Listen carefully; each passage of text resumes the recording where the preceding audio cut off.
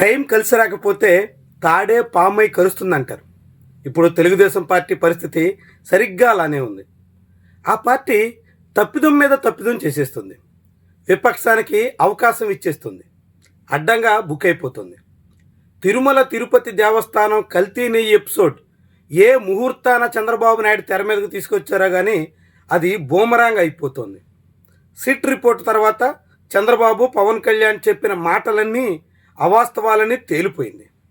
ఆ తర్వాత అయినా చిత్తశుద్ధితో ఏమైనా ప్రయత్నించారా అంటే అసలు జంతు కొవ్వులే కలపలేదు అని సిట్ తేల్చిన తర్వాత బాత్రూములు కడిగే యాసిడ్ స్లర్ కలిపేశారు అనే కొత్త రాగం స్వయంగా సీఎం అందుకున్నారు.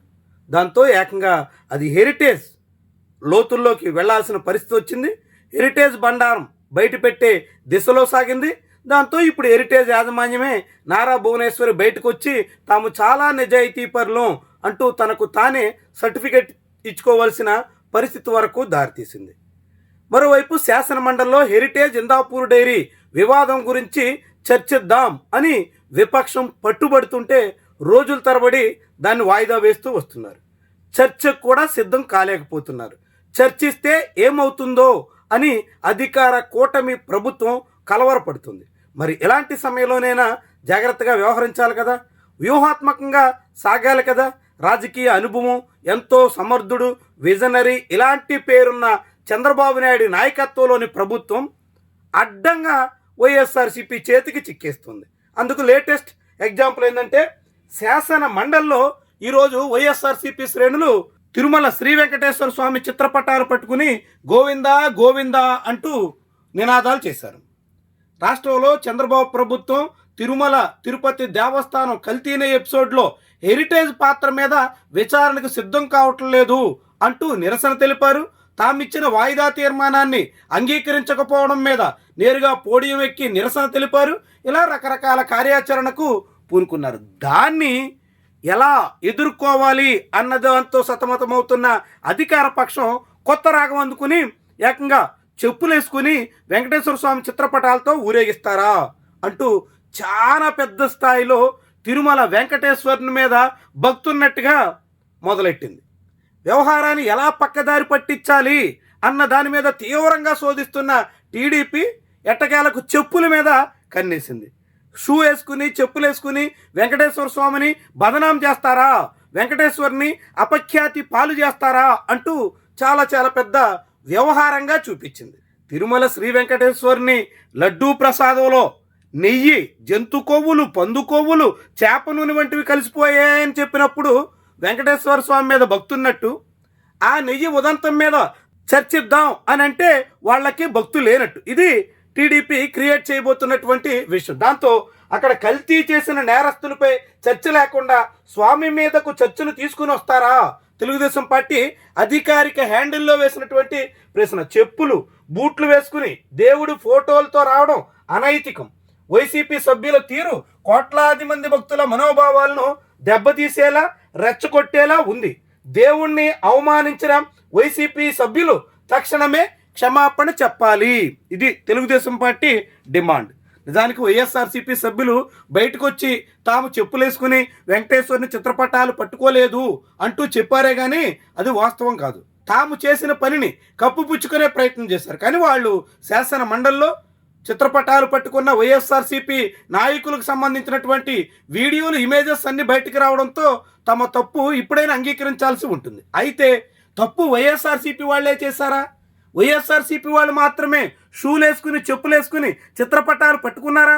అదే నేరమైతే మరి చంద్రబాబు చేసింది ఏంటి అనే వ్యవహారం ఇప్పుడు మళ్ళీ టీడీపీ మెడకు చుట్టుకుంటోంది.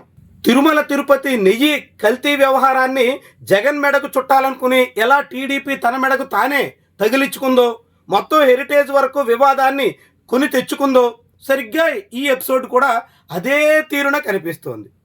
శాసన మండలిలో వెంకటేశ్వర స్వామి చిత్రపటాలు పట్టుకుని కాళ్లకు చెప్పులతో దాన్ని అవమానించడమే అయితే దీన్నేమంటారు అని వైఎస్ఆర్సీపీ ప్రశ్నిస్తోంది.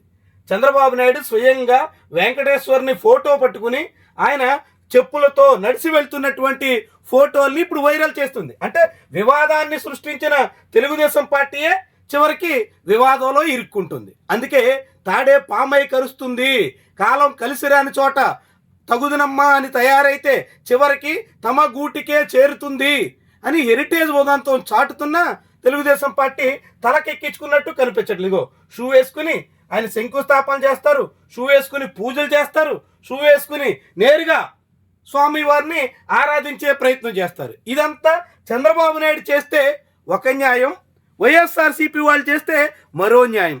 వైఎస్ఆర్సీపీ వాళ్ళు చేస్తే అది అపఖ్యాతి పాలు చేసినట్టు, మొత్తం కోట్లాది మంది భక్తుల మనోభావాలు దెబ్బతీసినట్టు, అందరికీ వైఎస్ఆర్సీపీ వాళ్ళు క్షమాపణ చెప్పాలన్నట్టు. ఇది టీడీపీ డిమాండ్. మరి ఇక్కడ చంద్రబాబు నాయుడు చేసిన పనికి, చంద్రబాబు నాయుడు ఘనకార్యానికి దీనికి ఎవరు క్షమాపణ చెప్తారు?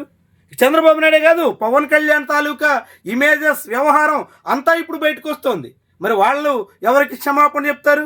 వాళ్ళు చేసిన దానికి ఏమంటారు అంటే, తాము చేస్తే సంసారం, ఎదుటి వాళ్ళది మాత్రమే వ్యభిచారం అని సూత్రీకరించడం, చిత్రీకరించడం ఏమనాలి? అందుకే తెలుగుదేశం పార్టీ జాగ్రత్తలు పాటించడం మంచిది. తాము ఎటువంటి నేరాలకి పాల్పడకుండా, తాము ఏ తప్పిదాలకు చేయకుండా ఉన్నప్పుడు మాత్రమే ఎదుటి వాళ్ళని నిందించే ప్రయత్నం చేయండి.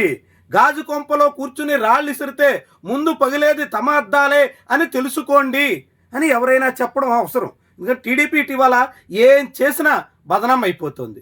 ఎలాంటి పరిస్థితి వచ్చినా అటు తిరిగి మళ్ళీ టీడీపీ గూటికే చేరుతోంది, ఈ చెప్పుల ఉదంతం మాదిరిగా.